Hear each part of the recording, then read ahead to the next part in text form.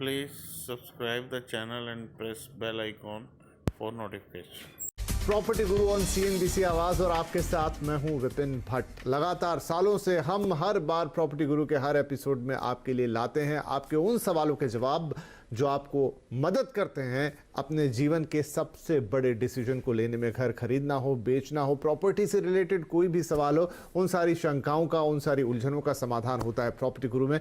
और उसके लिए हमारे साथ होते हैं हमेशा देश के जाने माने प्रॉपर्टी दिग्गज जिन्हें हम कहते हैं हमारे प्रॉपर्टी गुरुज। तो आज ऐसे ही चिर परिचित और सालों से आपको सलाह दे रहे हैं, आपका फायदा करा रहे हैं, ऐसे मोहम्मद असलम साहब हमारे साथ कार्यक्रम में मौजूद है। हमारे आज के प्रॉपर्टी गुरु, प्रेसिडेंट कैपिटल मार्केट्स एनारॉक। तो असलम साहब बहुत स्वागत है आपका। और इस एपिसोड में हम हमेशा की तरह, इससे पहले कि हमारे दर्शकों से बातचीत करें, उनके सवाल लें, मैं एक छोटा सा सिनॉप्सिस आपसे चाहूंगा इस समय मार्केट कैसा चल रहा है, क्योंकि ताज़ी खबरें ये हैं कि होम लोन के जो रेट हैं वो, और हर बैंक जैसे SBI ने ऐलान किया, LIC फाइनेंस ने, हाउसिंग फाइनेंस ने ऐलान किया, अब तो सबके सब ज्यादातर होम लोन जो है वो 7% के नीचे ही चल रहे हैं। बिल्कुल ठीक बात है विपिन जी आपका। आई थिंक आज ही सुबह हेडलाइंस था 6.75 कोटक ने भी किया है। तो आई थिंक वो सेम लाइंस में सारी बैंक आप देखिएगा आने वाले दिनों में सबका ही रेट्स आप देखेंगे कम होगा, क्योंकि आप जानते हैं स्पेशली महाराष्ट्र में तो डेफिनेटली अभी भी स्टैम्प ड्यूटी का आपको एक डिस्काउंट मिल रहा है। तो आई थिंक पूरा फायदा उठाने का मौका है सभी जो होम बायर्स हैं उनके लिए। महाराष्ट्र में तो डेफिनेटली यस, इसके अलावा all over India I think ये जो रेट ऑफ इंटरेस्ट का डिस्काउंट फर्दर हो गया है, इसका पूरा फायदा आई थिंक होम बायर्स को उठाना चाहिए।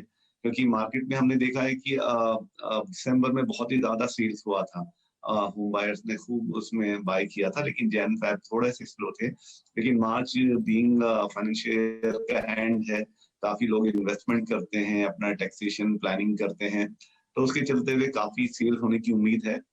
डेवलपर्स कम्युनिटी भी अपने एंड पे काफी रेडी हो रही है। आई थिंक आप देखेंगे कि जो सीरियस बायर्स हैं उनके लिए काफी डिस्काउंट्स वगैरह मिलेंगे। हो सकता है कि वो पब्लिकली अनाउंस ना हो, लेकिन सभी डेवलपर्स के पास आज की डेट में ये एक मौका है और वो उसको पूरी तरह भगाने की कोशिश करेंगे। हम लोग रिकॉर्ड लो पे हैं अपने रेट ऑफ इंटरेस्ट को लेके होम लोन्स के, तो मुझे लगता है इसका फायदा डेवलपर्स भी पूरा उठाएंगे और बायर्स को भी उठाना चाहिए। तो उसके चलते हुए मार्च का महीना बहुत ही मुझे लगता है एक्शन पैक्ड रहेगा और काफी हम इसमें सेल्स देख पाएंगे। राइट, तो मार्च काफी एक्शन पैक्ड रह सकता है रियल एस्टेट के लिए और काफी सेल्स आती हुई दिखाई देंगी। बिल्डर्स और डेवलपर्स और बायर्स, इन सब का असलम साहब कह रहे हैं कि यहाँ पर विन विन सिचुएशन रहने वाला है। चलिए, हमारे पहले कॉलर समीर साहब भी हमारे साथ जुड़ गए हैं, तो सवाल जवाब के इस सिलसिले को शुरू करते हैं। समीर साहब बहुत स्वागत है आपका प्रॉपर्टी गुरु में। क्या पूछना चाहेंगे आप? हेलो समीर जी, क्या आप मुझे सुन पा रहे हैं? राइट, तो हम कनेक्ट करने की कोशिश करेंगे समीर जी से, लेकिन फिलहाल समीर जी का सवाल हमारे पास है और वो ये है कि चंडीगढ़ में आप प्रॉपर्टी में निवेश करना चाहते हैं, लॉन्ग टर्म के लिए निवेश बना के रखना चाहते हैं, बजट 50 से 60 लाख रुपए है और अच्छे प्रोजेक्ट के लिए सुझाव चाहिए, अप्रिसिएशन के लिए फ्लैट लेना चाहिए या फिर प्लॉट। तो असलम साहब, एक अच्छी बात तो ये कि इन दिनों हमें प्रॉपर्टी गुरु में फिर से वैसे सवाल मिलने लग गए जहां पर लोग प्रॉपर्टी में अब निवेश करना चाहते हैं। मतलब वो घर तो चाहते ही हैं, लेकिन उसे एक निवेश के पर्सपेक्टिव से भी देख रहे हैं ताकि उसे एक अच्छा अप्रिसिएशन मिले। तो ऐसा ये सवाल है चंडीगढ़ से, और 50 से 60 लाख रुपए ये रखे हैं, इनका बजट है, लॉन्ग टर्म इनका व्यू भी है, और बस ये थोड़ा कंफ्यूजन है कि फ्लैट लें या प्लॉट लें, और अगर जो भी सजेशन हो तो फिर उसमें कोई फर्दर सजेशन की कहाँ लेना चाहिए। देखिए, चंडीगढ़ अपने आप में एक ऐसा माइक्रो मार्केट जो फीड करता है वहाँ पे कस्टमर्स के लिए, उसमें काफी अच्छा माना जाता है। आई थिंक हम लोग पहले भी बात करते थे कि चंडीगढ़ के साथ साथ अब जैतपुर, मोहाली वगैरह ये भी अलग डेस्टिनेशन थे जिनको एक टाइम में काफी बूस्ट मिला था और काफी हम उस बारे में बात करते थे। तो मुझे लगता है 50-60 लाख का ज्यादा अच्छा बजट चंडीगढ़ के हिसाब से इतना ज्यादा नहीं है, लेकिन हाँ, अगर आप रेडी हैं कुछ आउटस्कर्ट्स में चंडीगढ़ के लेने के लिए तो 50-60 लाख में आपको डेफिनेटली मिल जाएंगी। जहां तक रही बात आपकी प्लॉट लेने की या फ्लैट्स, तो अगर आपको प्लॉट लेने हैं तो आई थिंक आप मोहाली या जैतपुर में देख सकते हैं, क्योंकि वहां पर आपको वहाँ प्लॉटिंग के काफी प्रोजेक्ट्स हैं और काफी रेपुटेड डेवलपर्स जो लोकल डेवलपर्स हैं वहाँ के, उस एरिया के, जिनका अच्छा रेपुटेशन है। किसी एक के बारे में बात करना ठीक नहीं होगा, तो काफी है। और उसमें मेरे यही एडवाइस होगी आपको कि प्लॉटिंग में अगर आप जाना चाहते हैं, क्योंकि देखिए चंडीगढ़ और ये मोहाली और Please subscribe the channel and press bell icon for notification. जगपुर वगैरह जो एरिया है, ये वही एरियाज हैं जैसे जहाँ पे आप एक लग्जरी होती है एक मुंबई या दिल्ली वालों के लिए कि आपका अपना एक प्लॉट है जिसमें आप अपना घर बना के रखें। आपने बोला है कि आप इन्वेस्टमेंट के हिसाब से देख रहे हैं, तो फ्यूचर के हिसाब से अगर आपको लेना है तो किसी ऐसे डेवलपर के साथ जाइए जिसका कोई ट्रैक रिकॉर्ड हो। मेरे को कोई उसमें इश्यू नहीं है अगर आप प्लॉटिंग ले या फ्लैट लें, बिकॉज चंडीगढ़ में जो एप्रिसिएशन है वो कुछ अछूता नहीं है। पैन इंडिया के जो भी ट्रेंड्स चल रहे हैं, तो एप्रिसिएशन आपको फ्लैट्स में इतना नहीं मिलेगा, लेकिन हाँ प्लॉटिंग में आपको एप्रिसिएशन मिल सकता है। तो मुझे लगता है किसी रेप्यूटेड डेवलपर के साथ अगर आप प्लॉटिंग में इन्वेस्ट करेंगे, और क्योंकि 50-60 लाख की उसमें आपको प्लॉटिंग में अच्छा एक प्लॉट भी मिल सकता है, तो मैं समझता हूँ आपको प्लॉटिंग में जाना चाहिए। तो चलिए अब हम अपने अगले सवाल की तरफ बढ़ते हैं, और ये मेल हमें मिला है परविंदर कुमार मेचू साहब की तरफ से, अहमदाबाद या गांधीनगर गुजरात से ही आया है। मैं रिहायशी या कमर्शियल प्रॉपर्टी लेनी है, बजट 1 करोड़ 20 लाख रुपए है। प्रॉपर्टी लेने से पहले कौन सी बातें ध्यान में रखना जरूरी है? तो असलम साहब, यहाँ पर भी ये मामला निवेश का ही है। मेचू साहब अभी हमारे साथ लाइन पर नहीं है, लेकिन जो है वो निवेश करना चाहते हैं। अब अहमदाबाद या गांधीनगर, और बजट भी ठीक ठाक रखते हैं 1 करोड़ 20 लाख रुपए का। अगेन की कमर्शियल लेना चाहिए या फिर हाउसिंग प्रॉपर्टी में इन्वेस्ट करें, और क्या बातें ध्यान रखना जरूरी है? देखिए विपिन जी, इनका जो बजट है 1 करोड़ 20 लाख वो काफी अच्छा है अहमदाबाद के हिसाब से। डेफिनेटली इनको 1 करोड़ 20 लाख में एक काफी अप टाउन लोकेलिटी में, चाहे तो गांधीनगर और अहमदाबाद दोनों जगह बहुत अच्छा प्रॉपर्टी मिल सकता है in terms of residential. But मुझे लगता है अगर 1 करोड़ 20 लाख है तो वो कमर्शियल को भी उन्हें ट्राई करना चाहिए, क्योंकि कमर्शियल का अभी जो हमने देखा है कि थोड़ा रेसिडेंशियल के बनस्बत थोड़ा सा स्लो था पेंडेमिक के बाद। लेकिन मुझे लगता है यही टाइम होता है जब आपको इन्वेस्ट करना चाहिए, और जब आपके पास बजट है, आप 1 करोड़ 20 लाख तक लगा सकते हैं, और थोड़ा बहुत लोन वगैरह अगर आप करें तो आप एक अच्छी शॉप्स में या ऑफिस में इन्वेस्ट करें, तो मुझे लगता है आपको फ्यूचर में अगर ये प्योर इन्वेस्टमेंट की बात हो रही है तो रिटर्न अच्छी मिलेंगी। लेकिन यस, अगर आप अपने खुद के रहने के लिए ले रहे हैं तो ये इस टाइम से अच्छा कोई टाइम नहीं है आपको अपना रेसिडेंशियल घर लेने के लिए। तो मेरी सलाह बिल्कुल साफ है, अगर इन्वेस्टमेंट के हिसाब से ले रहे हैं तो आप कमर्शियल में जाइए, या अगर आप अपने खुद के रहने के लिए तो आपको अपना रेसिडेंशियल लेना चाहिए। रही बात आपका कि आपको प्रॉपर्टी लेने से पहले किन बातों का ध्यान रखना चाहिए, वो हमेशा हम हर शो में बात करते हैं, तो मैं वो रिपीट करता हूँ। डेफिनेटली रेरा आपके लिए एक ऐसा टूल है जिसमें आप बिल्कुल पता कर सकते हैं कि प्रोजेक्ट के बारे में, उसका हिस्ट्री, उसका लैंड स्टेज से लेके, उसका टाइटल से लेके, उसके सारे अप्रूवल का, कब कमेंसमेंट हुआ, कब वो कंप्लीट होगा, और अगर कंप्लीट हो गया है क्या क्या उसके स्पेसिफिकेशन है, सब आपको रेरा में मिल जाता है, क्योंकि वो डेवलपर को कंपलसरी है। सेकंड तरीका उसका यही है कि आप अगर चाहें तो होम लोन की मदद ले सकते हैं। आप किसी होम लोन की भी रेट, जैसे हमने अभी बात की है स्टार्टिंग में, की रेट्स काफी कम हो गए हैं, तो वो एक अच्छा तरीका है, क्योंकि बैंक जो आपको लोन देगा वो डेफिनेटली पूरा ड्यू डिलिजेंस करेगा उस प्रॉपर्टी का जो आप लेने वाले हैं, और उसमें अच्छी तरह उसका टाइटल वगैरह सब क्लियर वगैरह पता चल जाएगा। और तीसरा, हम लोग हमेशा बात करते हैं कि अगर उसके बाद भी आपको डेवलपर के साथ बैठना है तो प्लीज थोड़ा सा पैसा आप लॉयर को एक अपॉइंट कर लीजिए अपने लिए, जो आपके बिहाफ में पूरा एग्रीमेंट को अच्छी तरह पढ़े, उसके सारे पॉइंट्स को पढ़े। अगर आप फर्स्ट सेल ले रहे हैं या सेकंड सेल भी ले रहे हैं, उसमें भी इम्पोर्टेंट होता है, तो वो सारे पॉइंट उसमें अगर ऐसे है, कोई ऐसा पॉइंट नहीं है जो आपके अगेंस्ट जा सकता है, तो वो आपको लॉयर हेल्प करेगा। तो आई थिंक ये 3 अगर आप चीजें ध्यान में रखेंगे तो आपकी प्रॉपर्टी में इन्वेस्टमेंट सेफ रहेगा।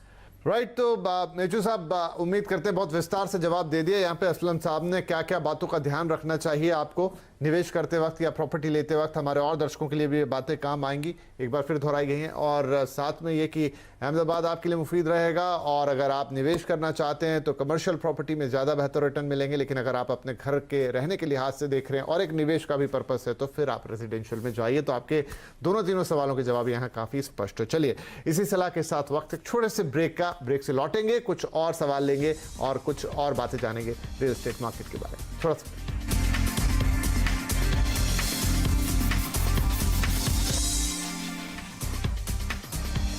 Welcome back. आप देख रहे हैं प्रॉपर्टी गुरु और हम कर रहे हैं आपके सवालों के जवाब और साथ में थोड़ी सी चर्चा रियल एस्टेट मार्केट के बारे में। मोहम्मद असलम साहब हमारे साथ बने हमारे आज के प्रॉपर्टी गुरु। अगला सवाल जो है वो मेल पर है। सिद्धार्थ साहब का 2010 में गाजियाबाद में 22 लाख में आपने प्रॉपर्टी खरीदी है, फिलहाल 11,000 का रेंटल इनकम आप ले रहे हैं इससे, तो क्या इसे 30 लाख में बेचना सही होगा या इसमें बने रहना फायदेमंद रहेगा? तो अच्छा सवाल है सिद्धार्थ साहब का। गाजियाबाद में सर इन्होंने 2010 में Please subscribe the channel and press bell icon for notification. Property ली थी। आज 10 साल बाद कुछ 8 लाख रुपए ऊपर है, 30 लाख में बेच सकते हैं और 11,000 का रेंटल भी ये कमाते हैं।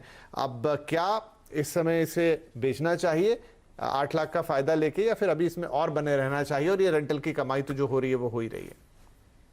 पहली बात तो ये सिद्धार्थ साहब का अच्छा इन्वेस्टमेंट रहा। 22 लाख में उनको 30 लाख मिल रहे हैं एनसीआर में, गाजियाबाद एरिया में, जहाँ पे मार्केट एक्चुअली पिछले 5 साल से बिल्कुल ग्रोथ नहीं कर रहा है। तो जो भी अप्रिसिएशन उनका हुआ है तो मुझे लगता है पहले के शुरू के 3-4 साल या 5-6 साल में उनका हुआ है। तो I think that's what I think इससे लोग अगर देख रहे हैं तो वो समझें कि आपका अगर होराइजन लंबा है तो आप डेफिनेटली इंटरेस्ट बनाते हैं, आप अप्रिसिएशन कमाते हैं। सिद्धार्थ साहब को 11,000 मिल रहा है, 22 लाख के इन्वेस्टमेंट में ऑलमोस्ट 5.5% का रिटर्न उनको आ रहा है, जो कि रेसिडेंशियल में कहीं पे भी नहीं है। तो आई थिंक मुझे लगता है दोनों तरीके से सिद्धार्थ साहब फायदे में है।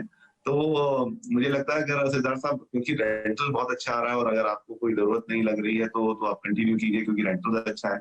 लेकिन हाँ, यहाँ से आपका एप्रिसिएशन होना इतना नहीं होगा जो आप अगर ज्यादा एक्सपेक्ट कर रहे हैं, क्योंकि यहाँ से मार्केट थोड़ा स्टेबल रहेगा।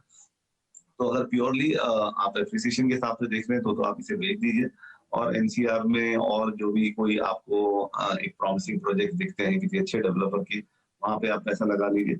अदरवाइज मुझे लगता है कि अगर आपको रिटर्न्स के हिसाब से आप देखें तो इससे अच्छा रिटर्न्स आपको और कहीं नहीं मिलेगा। अगर आप किसी रेडी प्रॉपर्टी में भी खरीदते हैं आज एनसीआर में, तो आपको जो रेंटल इनकम है वो इतनी अच्छी नहीं आएगी ऑन योर इन्वेस्टमेंट जो आपको इस टाइम मिल रही है। तो दोनों चीजों को ध्यान में रख के आप डिसीजन ले लीजिए। अदरवाइज इस टाइम एनसीआर में भी काफी अच्छी प्रॉपर्टीज अवेलेबल हैं क्योंकि इन्वेंट्री काफी है और लोग उसका फायदा भी उठा रहे हैं। तो डिसीजन आपका है, आप अपने जरूरत के हिसाब से इस पे डिसीजन ले सकते हैं। राइट, तो चलिए यहाँ पर ये तो हो गई गौरव साहब के, सिद्धार्थ जी के लिए सलाह कि क्या करना चाहिए उन्हें। लेकिन बधाई आपको आपके इन्वेस्टमेंट पे एक अच्छा रिटर्न मिल रहा है। अब बाकी असलम साहब ने आपको जो सलाह दी आप उस पर आगे बढ़ते हुए अपना फैसला ले सकते हैं। तो ये हो गई सिद्धार्थ के लिए सलाह। और अगला सवाल भी हमारे पास एनसीआर से ही है, ये है गौरव माथुर साहब का, लेकिन ये गाजियाबाद की जगह है फरीदाबाद से, एक डिफरेंट मार्केट पूरी तरह से। एनसीआर में 90 लाख से 1.10 1 करोड़ 10 लाख तक एक सेकंड प्रॉपर्टी लेनी है। द्वारका एक्सप्रेसवे पर कुछ प्रॉपर्टीज देखी हैं, कीमतें काफी ज्यादा हैं। नोएडा या फरीदाबाद निवेश के लिए कैसा रहेगा? तो सर ये भी बड़ा इंटरेस्टिंग सवाल है कि करीब 1 करोड़ रुपए का ये बजट रखते हैं और फरीदाबाद भी देख रहे हैं, नोएडा भी इनकी नज़र में है, लेकिन द्वारका एक्सप्रेसवे पे इन्वेस्ट करना चाहते थे लेकिन इनको लग रहा है वहाँ काफ़ी महंगा मार्केट है। तो क्या करना चाहिए? फरीदाबाद और नोएडा में से क्या पसंद होनी चाहिए? देखिए, अगर प्योरली इन्वेस्टमेंट की बात है तो अगर तीनों को कंपेयर करें, द्वारका एक्सप्रेस या फरीदाबाद, तो definitely Dwarka express will score more. उसका मैं पलड़ा भारी रहेगा इसमें, क्योंकि जो द्वारका एक्सप्रेस अभी इतने दिनों से अटका था और अब जो डेवलपमेंट हुआ है, जैसे जो अभी इंटरनेशनल एयरपोर्ट आ रहा है, अभी ये फिल्म सिटी की बात हो रही है, तो उसके चलते हुए जो फ्यूचर प्लानिंग है यूपी गवर्नमेंट की, तो मुझे लगता है वो द्वारका एक्सप्रेस के अलॉन्ग काफी और भी प्लानिंग से जो आएंगी और उसके चलते हुए द्वारका एक्सप्रेस पूरा एरिया काफी ग्रो करेगा। तो मुझे लगता है फरीदाबाद डेफिनेटली मैं आपको एडवाइस नहीं करूंगा, वहाँ आई थिंक आपका ऑलरेडी वहाँ रेसिडेंशियल है। लेकिन नोएडा और द्वारका एक्सप्रेस में अगर आप मुझे पूछेंगे तो द्वारका एक्सप्रेस बेटर रहेगा। डेफिनेटली यस, वहाँ पे प्राइसेस ज्यादा है, लेकिन मुझे लगता है कि वो रिटर्न ऑन इन्वेस्टमेंट वहाँ आपको ज्यादा अच्छी मिलेंगी। काफी अच्छे बड़े बड़े डेवलपर्स हैं वहाँ, गोदरेज है, पिरामल है, आई थिंक टाटा का भी प्रोजेक्ट्स है। तो आपका जो बजट है 110 में, मुझे लगता है उसके अंदर आपको मिल जाएगा।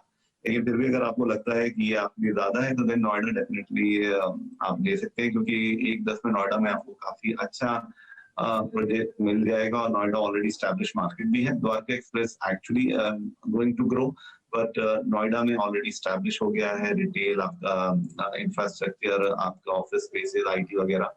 तो वहां पे मुझे लगता है ऑपरेशन थोड़ा सा इतना ज्यादा आपको नहीं आएगा। द्वारका एक्सप्रेस में मेरी राय में फ्यूचर में एप्रिसिएशन मुझे ज्यादा दिखता है, तो मुझे लगता है आपको द्वारका एक्सप्रेस में जाना चाहिए। राइट। तो गौरव साहब, अगर आपको अप्रिसिएशन कमाना है, भले ही आपको द्वारका एक्सप्रेसवे थोड़ा एक्सपेंसिव लग रहा है, लेकिन वहीं पर आपको अप्रिसिएशन मिलेगी, वहीं पे ज़्यादा बेहतर डेवलपमेंट मिलेगी, तो सलाह तो यही बनती है कि आपकी पहली चॉइस होनी चाहिए द्वारका एक्सप्रेसवे, और आपका अमाउंट भी ठीक ठाक है, आपको वहाँ अच्छी प्रॉपर्टी मिल जाएगी। लेकिन फिर भी अगर आपको लगता है कि नहीं, तो फिर नंबर 2 पे आपकी चॉइस होनी चाहिए नोएडा। ये भी एक बहुत वेल डेवलप्ड लोकेशन है, लेकिन जैसा हमें मेल से लग रहा है कि शायद आप फरीदाबाद या इस इधर वाले एरिया में ही हैं, तो आपके लिए द्वारका एक्सप्रेसवे एक ज़्यादा मुफीद लोकेशन होगी बनिस्बत कि आप नोएडा जाएं। लेकिन फिर भी अगर नहीं आपको जमता है तो नोएडा आपके लिए सेकंड ऑप्शन होगा, और फरीदाबाद के लिए फिलहाल नो है, क्योंकि ये एक ऐसा मार्केट है जो काफ़ी समय से ठंडा है और आगे भी इस पर कोई ज़्यादा गुंजाइश नज़र नहीं आती। तो चलिए इसी सलाह के साथ एक और छोटा सा ब्रेक के बाद और बात।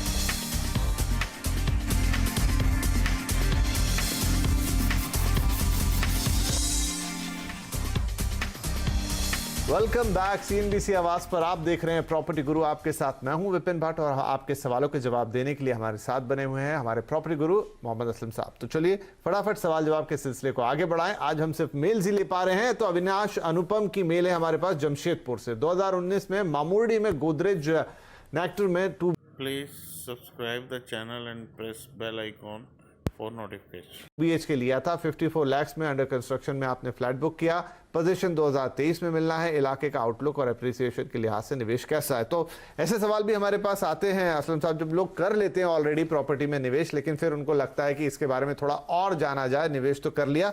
तो अब अविनाश जी का ये जो निवेश है गोदरेज के इस अंडर कंस्ट्रक्शन प्रॉपर्टी में, ये आपको कैसा लग रहा है और आगे क्या प्रोस्पेक्ट होंगे इसके? देखिए, मामूडी पूना का वो इलाका है जो अभी थोड़ा सा आउटस्कर्ट्स में है, लेकिन डेफिनेटली वहाँ प्राइस बेनिफिट था इन्वेस्टर्स को या कस्टमर्स को, दोनों ने काफी लिया भी है।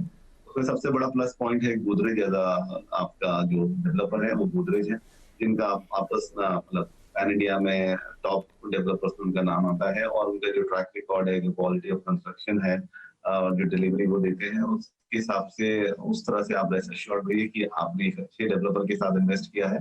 रही बात फ्यूचर की, तो वो मामूडी पूरा एरिया एक्चुअली हिंजेवाड़ी के काफी पास है, तो फ्यूचर में डेवलपमेंट उस तरफ चल रहा है, थोड़ा जा रहा है, लेकिन इट विल टेक टाइम। तो आपको कंसर्न होने की जरूरत नहीं है, आपने एक अच्छा इन्वेस्टमेंट किया, अच्छे प्राइस में आपका एंट्री हुआ है वहाँ पे। लेकिन ये हाँ, आपका जो होराइजन है, अगर आप इन्वेस्टमेंट पे रिटर्न्स आप एक्सपेक्ट कर रहे हैं, तो आप अगर अपना होराइजन 7 से 10 साल का रखेंगे तो डेफिनेटली आपको काफी अच्छे रिटर्न्स मिलेंगे, क्योंकि जो पूना का डेवलपमेंट हो रहा है वो अभी ये एक्सप्रेसवे की तरफ आना शुरू हो गया है। तो ये सारा जो इलाका है, ताथावड़े, पुनावले, रावे, मामूडी, ये सब एरियाज अभी ये ऑलरेडी काफी डेवलप है। जो मैंने पहले 3 नाम लिया, अभी ये पुनावले, रावे, ये सब मामूडी, ये सब एरिया और डेवलप होंगे। तो मुझे लगता है फ्यूचर प्रोस्पेक्ट काफी अच्छे हैं। तो अगर आप बने रहें, कोई जल्दी नहीं है, अपना होराइजन अगर आप जो रखें 7 ईयर्स प्लस का, तो डेफिनेटली आपको उसमें अच्छे रिटर्न भी मिलेंगे। चलिए जी, तो गोदरेज नेचर जो कि मामूडी पुणे में है, उसको थम्स अप है, बने रह सकते हैं, अच्छी कंपनी, अच्छा इलाका, डेवलपमेंट हो रहा है, और आगे चलते चलते यहाँ आप देखेंगे कि बेहतर डेवलपमेंट आएगा और चीज़ें बेहतर होंगी, तो आपके निवेश में बने रहिए। एक अच्छा होराइजन आपने पकड़ा हुआ है, उसमें प्लस माइनस थोड़ा बहुत, और आपको अपने निवेश पे अच्छे रिटर्न्स मिल सकते हैं। चलिए इसी सलाह के साथ अगला सवाल भी पुणे से है संजय मोहरीर साहब का। 55 से 60 लाख के बजट में पुणे में आपको मिल जाए तो 2 BHK, अदरवाइज 1 भी चलेगा, लेना है। फिलहाल बढ़िया रेंटल इनकम देख रहे हैं, 9 से 10 साल में खुद भी रहने जाने का इरादा है। सो इसके लिए सलाह चाहते हैं कि कौन सा इलाका देखें और कहां निवेश करना चाहिए। जी सर, तो थोड़ा इलाका प्रोजेक्ट भी अगर हम बता पाए तो बहुत अच्छी बात है। 55 से 60 लाख का बजट, 2 BHK मिले तो बेहतर, नहीं तो 1 भी चलेगा। तो देखिए, आई थिंक वेस्ट पुणे के लिए एक अच्छा ऑप्शन रहेगा इनके बजट के हिसाब से।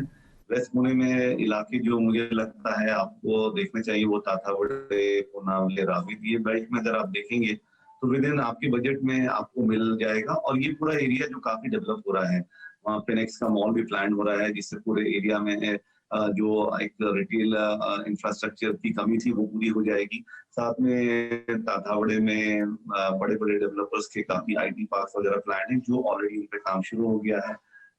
तो पुनावले, रावेत और ये ताथावड़े, इन सब एरिया में अगर आप देखेंगे तो मुझे लगता है आपके बजट में इस टाइम फ्लैट्स भी मिल जाएंगे, और उसका फ्यूचर भी काफी ब्राइट लगता है। जहां तक बात रही कि कौन से डेवलपर्स, तो वहाँ पे कुछ अच्छे डेवलपर्स हैं जो काम कर रहे हैं। उसमें आई थिंक कोहिनूर ग्रुप का एक डेवलपर है जिनको आप देख सकते हैं, रोहन डेवलपर्स हैं वो आप देख सकते हैं, प्रिस्टीन ग्रुप का प्रोजेक्ट है उस एरिया में, वो आप देख सकते हैं, रामा ग्रुप है। तो इन सब में आई थिंक कोइनो ग्रुप में उनके अभी नए प्रोजेक्ट लॉन्च हुए हैं, सफायर 1, सफायर 2, आई थिंक आप उसमें चेक कर सकते हैं, तो आपको मनपसंद के हिसाब से और विद इन योर बजट आपको मिल भी जाएगा। और इन जो भी डेवलपर्स के मैंने नाम लिए, ये सारे रेप्यूटेड डेवलपर्स हैं, आप किसी में भी चेक करें। जी, तो चलिए, ये एक और सलाह हो गई संजय मोहरीर साहब के लिए, और पुणे का एक अच्छा एनालिसिस भी हो गया। इससे पहले भी सवाल पुणे के लिए ही था, तो पुणे मार्केट को हमने एक बार रिविजिट भी कर लिया। तो 50 से 60 लाख के बजट में आपको कहाँ क्या अच्छा मिल सकता है और निवेश पे किस तरह के रिटर्न मिलेंगे, ये मुदित जी के सवाल से, ये माफ़ कीजिए संजय जी के सवाल से हमने सभी लोगों को बताने की कोशिश की। लेकिन अब इस हफ्ते के लिए हमारा वक्त है वो होने जा रहा है समाप्त। लेकिन जाने से पहले हम असद साहब आपका शुक्रिया कहेंगे कि आप आए और आपने हमारे दर्शकों के सवालों के जवाब दिए और रियल एस्टेट मार्केट का ताज़ा हाल हमें बताया। उम्मीद करता हूं कि आपकी आज की दी हुई सलाह हमारे दर्शकों को बहुत काम आएगी और वो अपने बड़े डिसीजंस को आसानी से ले पाएंगे। और आप सभी दर्शकों का भी शुक्रिया हमें सुनने के लिए, देखने के लिए। और आप हमेशा की तरह pg@moneycontrol.com पर अपने सवाल हमें भेज सकते हैं। थोड़ा विस्तार से लिख दीजिए, बाकी फ़ोन नंबर डाल दीजिए। कोई चीज़ समझ में नहीं आई तो हम आपसे दोबारा कॉल करके पूछ लेंगे। कोशिश यही रहेगी कि आपको बेहतरीन से बेहतरीन सलाह दी जाए, ताकि रियल एस्टेट में, जो कि आपके जीवन का एक अहम और बड़ा डिसीजन होता है, आप आसानी से और सही दिशा में ले पाएँ। तो आज के इस कार्यक्रम में शामिल होने के लिए आप सभी का भी बहुत शुक्रिया। नमस्कार। Please subscribe the channel and press bell icon for notification.